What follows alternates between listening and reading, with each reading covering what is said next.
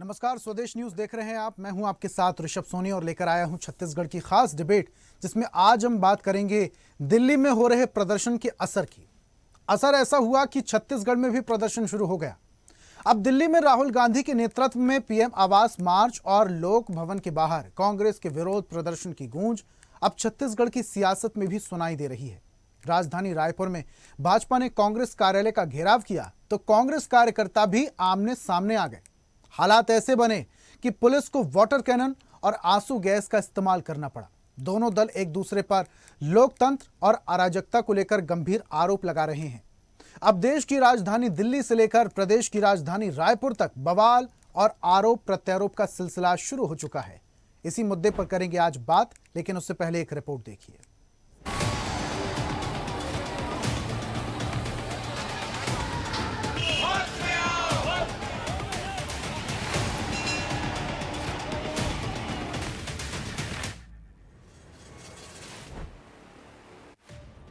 दिल्ली में छात्रों के मुद्दे और राहुल गांधी के नेतृत्व में प्रधानमंत्री आवास की ओर मार्च के विरोध में छत्तीसगढ़ भाजपा ने कांग्रेस के खिलाफ मोर्चा खोल दिया है। भाजपा कार्यकर्ता रायपुर स्थित कांग्रेस मुख्यालय राजीव भवन के घेराव के लिए निकले। दूसरी ओर कांग्रेस कार्यकर्ता भी कार्यालय के बाहर जुट गए। देखते ही देखते दोनों दलों के कार्यकर्ता आमने सामने आ गए और माहौल तनावपूर्ण हो गया। स्थिति बिगड़ती देख पुलिस ने भारी सुरक्षा व्यवस्था की। प्रदर्शनकारियों को रोकने के लिए बैरिकेडिंग की गई, लेकिन कई जगह बैरिकेड हटाने और तोड़ने की कोशिश हुई। हालात पर काबू पाने के लिए पुलिस ने वाटर कैनन चलाया और 2 बार आंसू गैस के गोले छोड़े और अफरा तफरी मच गई। भाजपा का आरोप है राहुल गांधी आंदोलन की आड़ में देश में अराजकता फैलाने की कोशिश कर रहे हैं। डिप्टी सीएम अरुण साहब ने कहा, लोकतंत्र में विरोध का अधिकार है, लेकिन अराजकता का नहीं। उन्होंने कांग्रेस पर माहौल खराब करने और लोकतांत्रिक संस्थाओं की गरिमा को ठेस पहुंचाने का आरोप लगाया। कांग्रेस पार्टी जो देश विरोधी है, युवा विरोधी है, जो हमारे यशस्वी प्रधानमंत्री नरेंद्र मोदी जी के नेतृत्व में ये भारत देश विश्व गुरु बनने को अग्रसर है। ये भारत देश विश्व के 4थे नंबर का अर्थव्यवस्था बन चुका है। ये भारत देश लगातार आगे बढ़ता जा रहा है और ये कहीं ना कहीं कांग्रेस पार्टी को बर्दाश्त नहीं हो रहा है, क्योंकि आज हम देखते हैं कि भारत देश के हर प्रदेश से कांग्रेस पार्टी को नकारा जा रहा है और ये जो व्यवहार है और इनके जो अपशब्द हैं, ये दिखाते हैं उनके बौखलाहट को और उनके चाल चरित्र को दिखाता है कि एक तरफ अलग है चेहरा और दूसरे तरफ अलग चेहरा है। और इसी का विरोध करने के लिए पूरे भारत देश की एक एक जनता और भारतीय जनता पार्टी के कार्यकर्ता जहां भी कांग्रेस पार्टी का कार्यालय है उसका घेराव करने के लिए आए हुए हैं। वहीं कांग्रेस ने भाजपा पर पलटवार किया। कांग्रेस का कहना है, दिल्ली में छात्रों पर कार्रवाई करने वाली भाजपा अब छत्तीसगढ़ में भी विरोध की आवाज दबाने की कोशिश कर रही है। कांग्रेस नेताओं का आरोप है, सरकार में बैठे लोग खुद प्रदर्शन कर रहे हैं, जबकि विरोध करना विपक्ष का काम होता है। कांग्रेस ने इसे लोकतांत्रिक परंपराओं के खिलाफ बताया। पुलिस प्रशासन भी मूक दर्शक बनकर देखते रही और जो आंसू गैस की गोला छोड़े गए, वो भी भारतीय जनता पार्टी के कार्यकर्ताओं के ऊपर नहीं, कांग्रेस के कार्यकर्ताओं के ऊपर 5-5 आंसू गैस के गोला छोड़े गए। मैं समझता हूं कि यह दुर्भाग्य है कि एक सरकार के मंत्री खड़े रहकर अपने कार्यकर्ताओं को पत्थर बरसाने के लिए उकसाते हैं और कानून व्यवस्थाओं जिनकी बनाने की जिम्मेदारी है वो हमला करते हैं। ये कांग्रेस कार्यालय पर प्रदर्शन नहीं, ये भारतीय जनता पार्टी का एक हमला है, आक्रमण है। इसका घोर हम निंदा करते। बहरहाल दिल्ली से शुरू हुई सियासी लड़ाई अब छत्तीसगढ़ की सड़कों तक पहुंच चुकी है। दोनों दल लोकतंत्र बचाने का दावा कर रहे हैं, लेकिन सड़क पर टकराव, वाटर कैनन और आंसू गैस की तस्वीरें कई सवाल भी खड़े कर रही हैं। बड़ा सवाल यही है, क्या राजनीतिक विरोध अब सड़क की ताकत से तय होगा या लोकतांत्रिक संवाद से? ब्यूरो रिपोर्ट, स्वदेश न्यूज, रायपुर।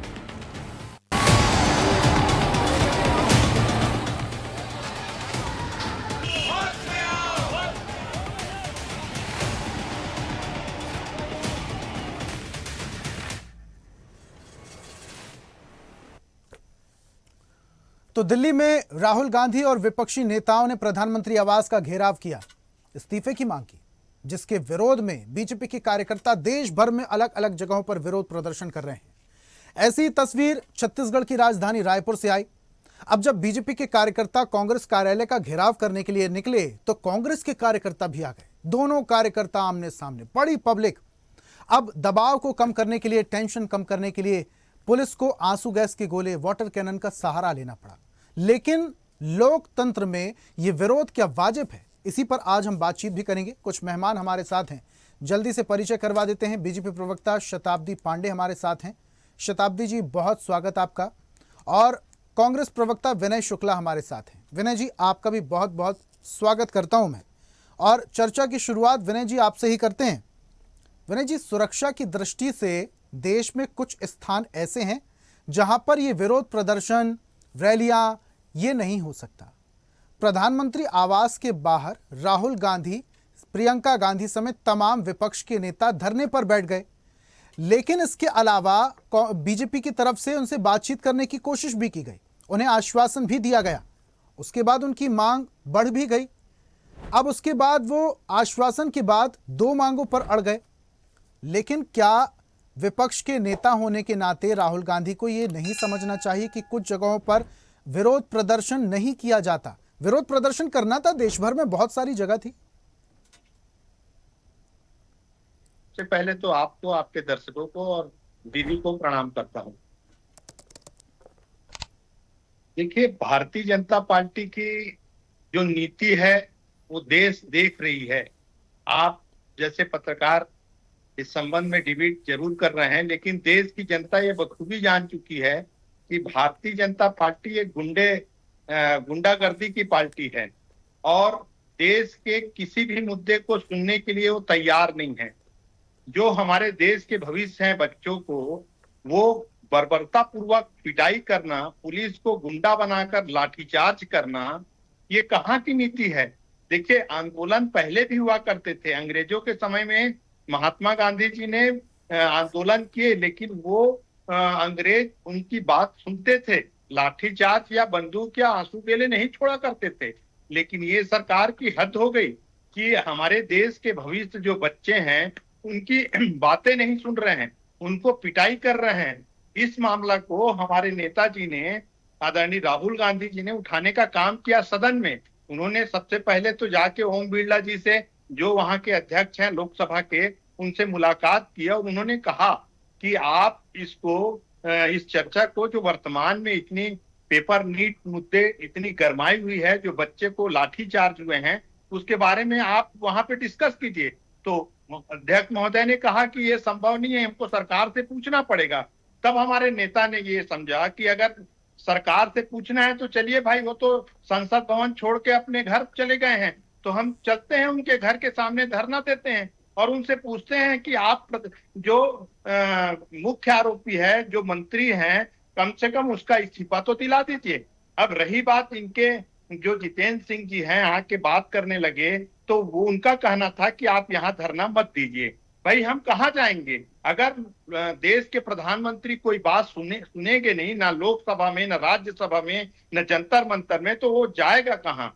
तो हमारे नेता ने कहा चलिए हम आपके घर में बैठ जाते हैं। तो बैठने के बाद उन्होंने फिर से वही गुंडागर्दी करना चाहा। तो इसकी खामियाजा तो भारतीय जनता पार्टी को भुगतना ही पड़ेगा। तो प्रधानमंत्री के घर के बाहर ही राहुल गांधी धरने पर बैठ गए, इसे आप सही मान रहे हैं?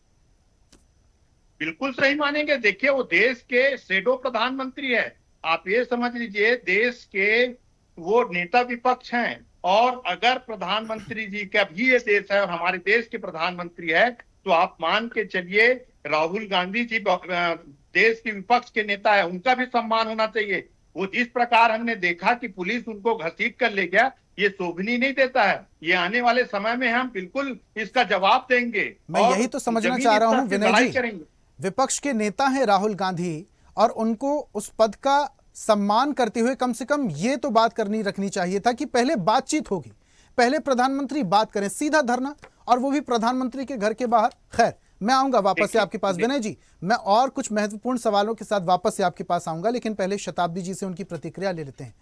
शताब्दी जी, राहुल गांधी बाहर धरने पर बैठ गए, उनकी गिरफ्तारी भी हो गई, हिरासत में भी ले लिया गया। प्रदर्शन के बदले प्रदर्शन, छत्तीसगढ़ में जैसी तस्वीरें सामने आ रही हैं, क्या मैसेज दे रहे हैं आप लोग विपक्ष को कि तू डाल डाल में पाद पाद? देखिए, जिस प्रकार का असंवैधानिक कृत्य, मैं कहूंगी कि अलोकतांत्रिक कार्य जो राहुल गांधी जी के द्वारा हुआ है, निश्चित रूप से विपक्ष के नेता हैं, उनको अपने इस गरिमा को बनाए रखना चाहिए था। जिस अराजकता के साथ उन्होंने पीएम आवास के बाहर नारेबाजी की, घेराव किया, जहां पहुंचना भी प्रोहिबिटेड रहता है। कुछ ऐसे क्षेत्र होते हैं हमारे देश में, जैसे राष्ट्रपति भवन, राज्यपाल भवन, प्रधानमंत्री का आवास, तो इनकी तरफ उनको इस प्रकार का अलोकतांत्रिक कार्य जो मर्यादा के बाहर था, जाकर नहीं करना चाहिए था। आक्रोश निश्चित रूप से भारतीय जनता पार्टी के एक एक कार्यकर्ता के दिल में है कि इस प्रकार से हमारे प्रधानमंत्री, और वो पूरे देश के प्रधानमंत्री हैं, एक इलेक्टेड प्रधानमंत्री हैं, उनके आवास के बाहर जाकर इस प्रकार की अलोकतांत्रिक जो गतिविधि इन्होंने की है, जो आचरण, जो अराजकता। देखिए, कांग्रेस के द्वारा ये एक दिन की इनकी जो पीएम हाउस के सामने बैठना, ये तो हमारे लिए एक बहुत बड़े अराजकता की बात हो गई। लेकिन कांग्रेस इन दिनों जैन जी को अराजकता की ओर मोड़ रहा है, देश को विघटन की ओर ले जाने का प्रयास किया जा रहा है। विदेशी ताकतें इसके पीछे लगी हुई है। राहुल गांधी जी उसका मोहरा बनकर विदेश की पूरी उस ऐसी शक्ति जो हमारे देश को विघटन करना चाहती है, उन विघटनकारी शक्तियों के साथ मिलकर और देश में इस प्रकार का कृत्य करते शताब्दी हैं। जी, ये जो आप बात कह रही हैं, इसकी जरा क्रोनोलॉजी भी समझा दीजिए। शताब्दी जी, जो आप बात कह रही हैं, क्योंकि प्रदर्शन पहले शुरू हुआ, उसके बाद विपक्षी नेता समर्थन करने के लिए पहुंचे थे। पहले तो युवाओं का प्रदर्शन शुरू हुआ ना। देखिए, युवाओं का ये जो प्रदर्शन आया हुआ है ना, इसके पीछे किसकी ताकत है, ये सारी चीजें सामने आ रही है। आप ये देखिए, वहां पर प्रदर्शन करने वाले विद्यार्थी, कौन से ऐसे विद्यार्थी थे जिन्होंने नीट की परीक्षा दी थी, ऐसे कौन से विद्यार्थी थे जो मेडिकल के स्टूडेंट थे। ये सब प्रदर्शन करने वाले लोगों को जिन बड़ी बड़ी हस्तियों के यहाँ पे हमको चेहरे देखने को मिले, जो हर प्रदर्शन में आपको दिखेंगे, जो देश विरोधी ताकतें, भारत तेरे टुकड़े होंगे ऐसा कहने वाले। आपके चैनल का इतना सुंदर नाम है स्वदेश, तो देखिए, जिनको अपने स्वदेश से प्रेम नहीं है, ऐसे लोगों के विरोध में भारतीय जनता पार्टी का एक एक कार्यकर्ता खड़ा रहेगा कि जिसको निज गौरव तथा निज देश का अभिमान है, वह नर नहीं पशु निरा है और मृतक समान है। शताब्दी जी, बीजेपी पार्टी का कार्यकर्ता खड़ा रहेगा, लोकतांत्रिक तरीके से, शांतिपूर्ण तरीके से प्रदर्शन करेगा। एम आई राइट और रॉन्ग? जी बिल्कुल ठीक है। जो तस्वीरें अभी इस वक्त हम दिखा रहे हैं, प्रदर्शन के दौरान आपके ही कार्यकर्ता बैरिकेटिंग तोड़ रहे हैं, आपके ही कार्यकर्ता टीन शेड तोड़ रहे हैं, आपके ही कार्यकर्ता वहां पर बवाल की स्थिति पैदा कर रहे हैं। आप ये बताइए, आक्रोश है ये लोकतंत्र के साथ जो खिलवाड़ किया। अभी विनय जी ने क्या कहा? गुंडा, ये शब्द का जो प्रयोग करते हैं, ये इस प्रकार का जो वातावरण कांग्रेस के द्वारा निर्मित किया जा रहा है, इसको लेकर भारतीय जनता पार्टी के कार्यकर्ताओं में आक्रोश है। और आप देखिए कि पुलिस के साथ जो हमारे सुरक्षा बल थे, उनके साथ कोई हाथापाई या किसी प्रकार का दुर्व्यवहार किया क्या हमारे कार्यकर्ताओं ने? लेकिन आप दिल्ली के जंतर मंतर में देख रहे हैं, पुलिस के और हमारे सुरक्षा बल के जवानों के ऊपर वो गोले फेंक रहे हैं, पत्थर फेंक रहे हैं, पत्थर चला रहे हैं। लेकिन वो विपक्षी पार्टी के कार्यकर्ता तो नहीं थे, वो तो स्टूडेंट्स थे, छात्र थे, युवा थे, वो किसी दल के तो नहीं थे। देखिए, ये सब इनके द्वारा लाए हुए प्लान वे में तैयार किए गए लोग हैं। इसमें एक भी स्टूडेंट नहीं है। बार बार वहां पर मीडिया के लोगों ने पूछा, कोई स्टूडेंट तो नहीं क्या है। ये कांग्रेस के कार्यकर्ता हैं? से आप देखिए, जो पत्थरबाजी कर रहे थे, पुलिस वालों पर हमला कर रहे थे। बिल्कुल, कांग्रेस के द्वारा लाई गई भीड़ है वो, कांग्रेस के द्वारा, विपक्षी दलों के द्वारा लाई गई भीड़ है। विनय जी, और ये भीड़ तंत्र के द्वारा लोकतंत्र आपकी पार्टी दिल्ली में इकट्ठा कर रही है अपने लोगों को, भीड़ को इकट्ठा कर रही है, और शताब्दी जी कह रही है वहां पर कोई स्टूडेंट्स नहीं थे, ये सारे असामाजिक तत्व थे जिनके हाथों में तलवार की तस्वीरें सामने आ रही हैं, जिनके हाथों में लोहे की रॉड की तस्वीर सामने आ रही है, पुलिस वालों पर, आरएसएफ पर पत्थरबाजी कर रहे हैं, महिला पत्रकारों से बदतमीजी कर रहे हैं। ये आप लोगों के द्वारा जुटाई गई भीड़ है और आप लोग ही विक्टिम बन रहे हैं। देखिए, विपक्ष में बैठे हैं और विपक्ष में बैठे हैं, इसका मतलब हम देशद्रोह नहीं है। और भारतीय जनता पार्टी के जो प्रवक्ता और जो वक्ता हैं, वो कहते हैं कि हम जो करेंगे वो आंदोलन है, हम जो करेंगे वो धरना प्रदर्शन है, बाकी जो करेगा वो देशद्रोही है। ये भारतीय जनता पार्टी के दोहरी चरित्र का मानसिकता है। मैं पहली बात बता दूं, सारे सीसीटीवी फुटेज और ये बताते हैं कि पुलिस वाले ने जानबूझकर वहां पे एक ट्रक पत्थर रखे, जानबूझकर टूटी हुई गाड़ी रखे और जानबूझकर लोगों को मारने का काम जो कि पत्थर फेंक रहे हैं और बता रहे हैं कि जैन जी ने मारा है। देखिए ये सारे प्लानेट है और भारतीय जनता पार्टी के जो लोग हैं और जो नेता और मंत्री हैं ये समझ चुके हैं। आपको मैं एक याद दिलाना चाहता हूं, जब कांग्रेस की सरकार थी तो अन्ना हजारे भी जंतर मंतर में धरना प्रदर्शन करते थे। तो ये इतिहास दोहरा रहा है। भारतीय जनता पार्टी का जो कुकर्म है वो अंतिम छोर पर पहुंच चुके हैं। मैं आपको ये दावा करता हूं कि इतने अहंकारी सरकार को बहुत जल्दी ही। विनय जी, मैं बहुत निवेदन के साथ में आपको बीच में टोक रहा हूं। आप विपक्ष में बैठे हुए नेता हैं, लेकिन आप लोग विपक्ष होने के नाते सरकार को घेर सकते हैं, सत्ता दल पार्टी को घेर सकते हैं। आप पुलिस पर सवाल उठा रहे हैं कि आपने वो तस्वीरें नहीं देखी जहां पर पुलिस पर हमला हुआ, कि आपने वो तस्वीरें नहीं देखी जहां पर कई सारे आरएएफ जवानों के सिर खोल दिए गए, भीड़ ने इकट्ठा होकर उन्हें मारा बुरी तरीके से। महिला पत्रकार जब वहां पर कवरेज के लिए जाती हैं तो वहां पर उनके साथ बदसलूकी होती है। आपने क्या वो तस्वीरें नहीं देखी? मैं सारी तस्वीरें देखी।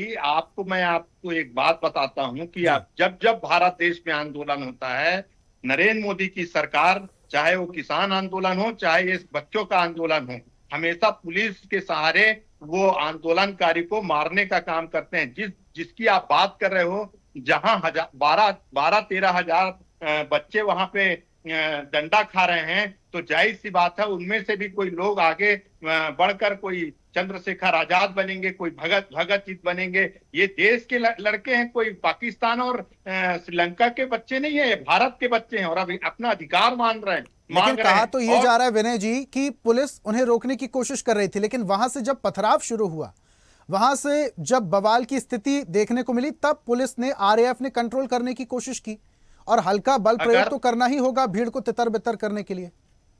अगर आपको प्रमाण की जरूरत है तो आपके पास चैनल है, आप जानते हैं, भली भांति जानते हैं कि वहां पर एक रात पहले ही पत्थरों से भरा ट्रक आ गया। 1-2 बजे रात को ही वहां पे स्कॉर्पियो टूटी फूटी वाली आ गई, वहां पे वेन आ गया जो डैमेज था। और ये लाया कौन? प्लानेट है मैं। और ये लाया कौन? सारा हाँ, क्या बोले? ये लाया कौन? यही पुलिस वाले, जो दिल्ली पुलिस है, वो लोगों को जो जैन को अपमान करने, ये सारा टीवी फुटेज है जो रोड में जो सीसी कैमरा लगे हैं, सारे के सारे लोग उसको बना के रखे हुए हैं। माहौल बिगाड़ने की पूरी कोशिश तो आप ही लोग कर रहे हैं, पुलिस के जरिए, आरएएफ के जरिए। ये कौन सी कपोल कल्पित कहानी यहाँ प्रस्तुत कर रहे हैं? एक बार भी कहीं मीडिया में कहीं भी ये सब ऐसा सुनने को नहीं मिला। और ये बताइए कितनी हास्यास्पद बात कर रहे हैं कि ये इस प्रकार की बात करना कि जो स्वयं जिसने आपातकाल के माध्यम से लोकतंत्र की हत्या की हो, जिसने हमेशा लोकतंत्र को दबाने की कोशिश की हो, जब आप पक्ष में अपने सत्ता में रहते हैं तो लोकतंत्र को दबाने की कोशिश करते हैं, और जब आप विपक्ष में रहते हैं तो लोकतांत्रिक मर्यादाओं को तोड़ने की कोशिश करते हैं। आप अपना चेहरा देखिए, आप अपने आप को देखिए, आप क्या बात कर रहे हैं? जेन जी के नाम पर देश की युवा शक्ति को भड़काना और देश के टुकड़े टुकड़े करने की वाली गैंग के साथ खड़े रहने का जो आप लोगों का जो कृत्य है, इसको देश की जनता देख रही है। देश में जनता ने कांग्रेस मुक्त भारत बना दिया है। अब आप बिल्कुल शून्य पर जाकर स्थिर हो गए हैं और इसके बाद भी आपको अपना अस्तित्व बचाए रखने के लिए बौखलाहट में इस प्रकार के कृत्य करने पड़ रहे हैं। देखिए, संविधान में संसद है जहां संवाद के माध्यम से कोई भी हल किया जा सकता है। जब बार बार सरकार की ओर से कहा जा रहा है कि चर्चा करिए, नीट के ऊपर आपसे चर्चा की जा सकती है, एक सांसद महोदय वहां जाते हैं, उनसे बात करते हैं, केंद्रीय मंत्री रिजिजू जी जाते हैं, उनसे बात करते हैं, लेकिन इतने बड़े राहुल गांधी जो विपक्ष के नेता हैं, आज देश उनसे परिपक्वता का उदाहरण मांग रही है कि कब आप परिपक्व होंगे, कब तक 56 साल के युवा बने रहेंगे? आप परिपक्व की तरह तो व्यवहार करिए।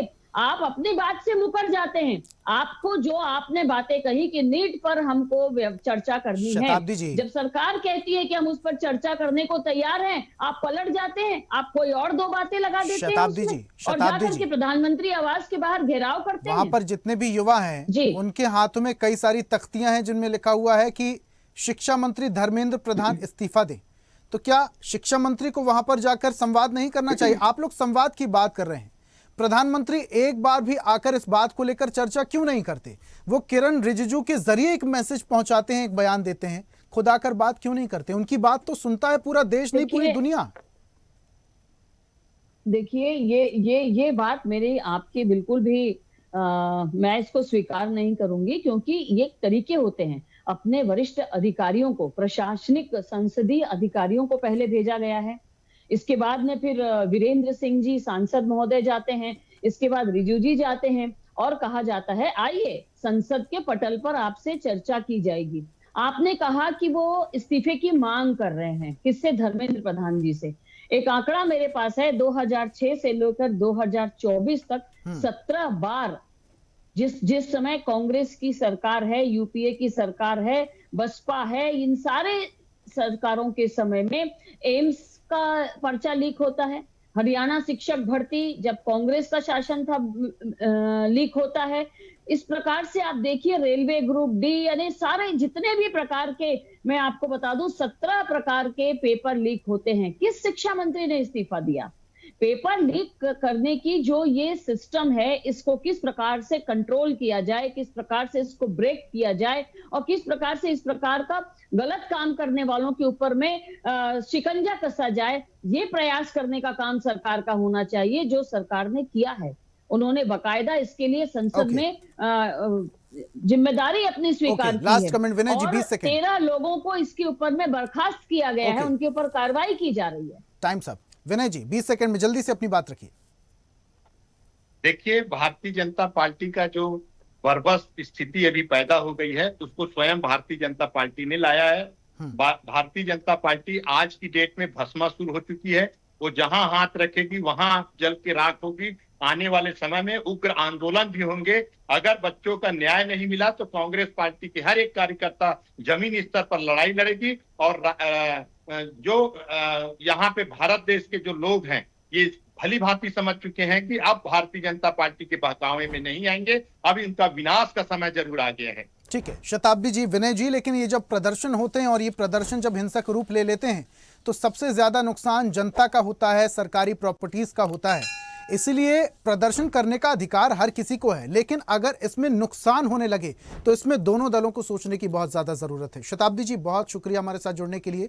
विनय जी, चर्चा में शामिल होने के लिए बहुत बहुत धन्यवाद। तो आज हम बात कर रहे थे दिल्ली प्रदर्शन पर हो रहे छत्तीसगढ़ के प्रदर्शन की। रायपुर में बीजेपी ने कांग्रेस कार्यालय का घेराव करने की कोशिश की। हालांकि यहां पर पुलिस बल तैनात था, वाटर कैनन का इस्तेमाल किया गया, आंसू गैस के गोले छोड़े गए।